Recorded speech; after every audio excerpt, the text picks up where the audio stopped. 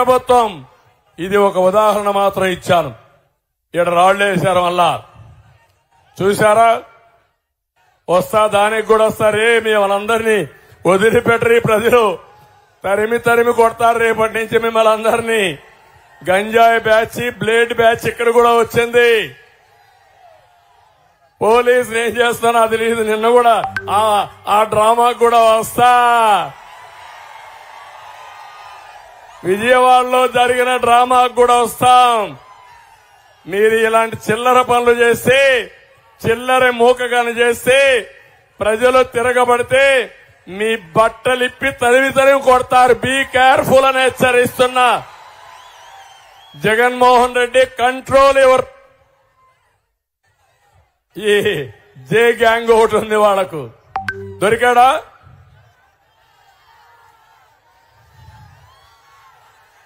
లేదా? దొరికినట్లేడు. ముందు రాళ్ళేశారమ్మా. ఇప్పుడు ఈరోజే పవన్ కళ్యాణ్ గారు తెనాల్లో మీటింగ్ పెడితే చేతగాని పిరికి పందలు ఆయన వరాహి పైన రాళ్లేశారు. ఇప్పుడు నేను అడుగుతున్నా మిమ్మల్ని అందరినీ, ఇది తప్పని గట్టిగా చప్పట్లు కొట్టి నిరసన తెలియజేయండి. తమ్ముళ్ళు, ఆడబిడ్డలు, మీకు జ్ఞాపకం ఉందా? విశాఖపట్నానికి నేను వచ్చాను. జ్ఞాపకం ఉందా మీకు? వస్తే నన్ను విశాఖపట్నం నుంచి బయట రానియకుండా ఈ వైఎస్ఆర్ కాంగ్రెస్ గూండాలు అడ్డుకుంటే ఈ పోలీసులు ఆ రోజు చర్య తీసుకోకుండా ప్రేక్షకులుగా ఉండి నన్ను తిరిగి పంపించారు. జ్ఞాపకం ఉందా అని మిమ్మల్ని అడుగుతున్నా.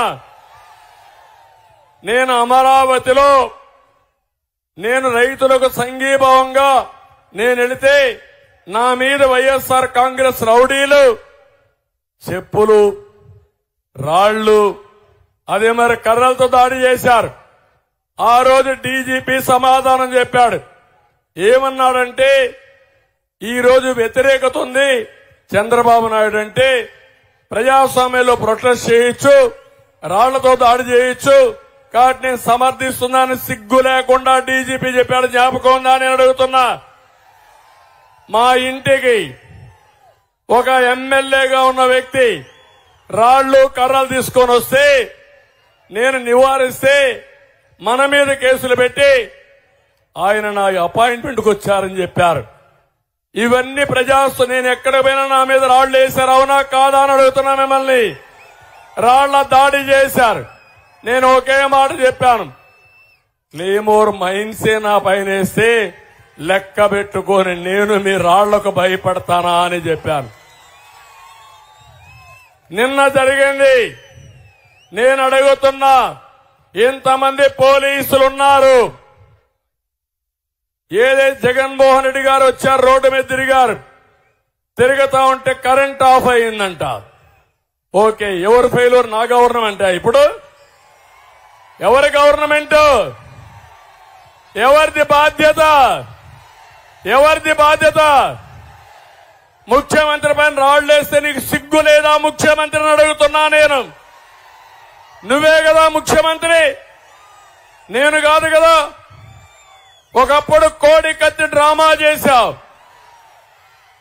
గొడ్డల వేడితో బాబాయిని చంపి ఆ నేరాన్ని నా మీద మోపేదానికి ప్రయత్నం చేశావు. ఇప్పుడు నీ చెల్లెలు అడుగుతా ఉంది రోడ్డెక్కి, జగన్మోహన్ రెడ్డి సమాధానం చెప్పు. బాబాయిని చంపిన వాడికి ఎంపీ ఇచ్చావు, నిన్ను నీ పార్టీకి ఓటేయడానికి లేదు. వైఎస్ఆర్ కాంగ్రెస్ పార్టీ పూర్తిగా రక్తపు మరకలో కూరకపోయిందని నీ చెల్లెలు అడిగితే సమాధానం చెప్పలేని అసమర్థుడు నాకు నేరాలు అడ్డగడతావా నువ్వు? నేను నేరాలు చెయ్యను. నేరాలు చేసేవాడిని తుంగలోనే దొక్కేస్తాను. ఎవరిని వదిలిపెట్టను. ఇన్ని రోజులు నా పైన దాడులు చేశారు, పవన్ కళ్యాణ్ పైన దాడులు చేశారు. ఇదే విశాఖపట్నంలో పవన్ కళ్యాణ్ గారు ఎయిర్పోర్ట్ లో దిగితే నేరుగా ఆయన పోనీయకుండా చేస్తే కారులో నిలబడుకోనీయకుండా చేస్తే కారులో కూర్చునబెట్టి హోటల్కి వెళితే హోటల్ నుంచి 24 గంటల్లో ఇమ్మీడియట్ గా మీరు వదిలిపెట్టి విశాఖపట్నం వదిలిపెట్టి పోవాలని ఈ పోలీసులు హుకుం జారీ చేస్తారు. ఉన్మాది జగన్మోహన్ రెడ్డి చెప్పాడని నేను అడుగుతున్నా, మీ తాత జాగీరా ఈ విశాఖపట్నం అని అడుగుతున్నా. విశాఖపట్నం మనం అందరిది అవునా కాదా అని మిమ్మల్ని అడుగుతున్నా.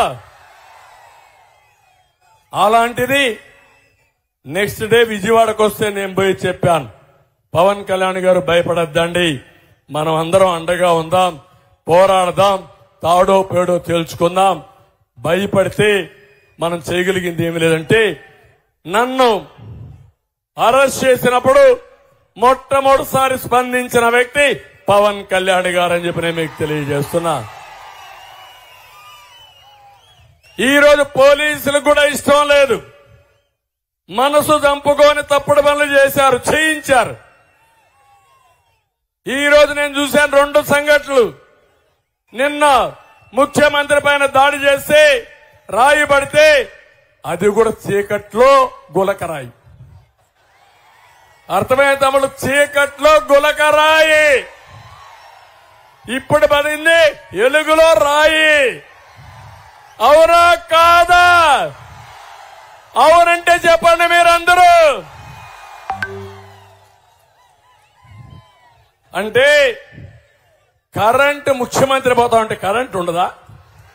ఏంటి డ్రామా? ఎవడికి నేర్పిస్తావు డ్రామా? 14 ఏళ్లు ముఖ్యమంత్రిగా చేశా. నువ్వు పేగు లెక్కేస్తే ఆవులిస్తే నీ పేగులు లెక్కేస్తా నేను. నాకు రాజకీయాలు నేర్పిస్తావా జగన్మోహన్ రెడ్డి? నీకు ప్రజలు రావడం లేదు, రారు. నువ్వంటే అసహించుకుంటున్నారు. ఎప్పుడెప్పుడు నిన్ను వదిలించుకోవాలని బాధితులంతా ఒకటి అయిపోయారు. అందరం బాధితులమే. ఈ రాష్ట్రంలో నేను కూడా బాధితుడినే, అవునా కాదా తమ్ముళ్ళు అని అడుగుతున్నా. మా తమ్ముళ్ళు బాధితులే. ఇక్కడ ఎమ్మెల్యే శ్రీనివాసరావు బాధితుడే, శ్రీనివాస్ బాధితుడే.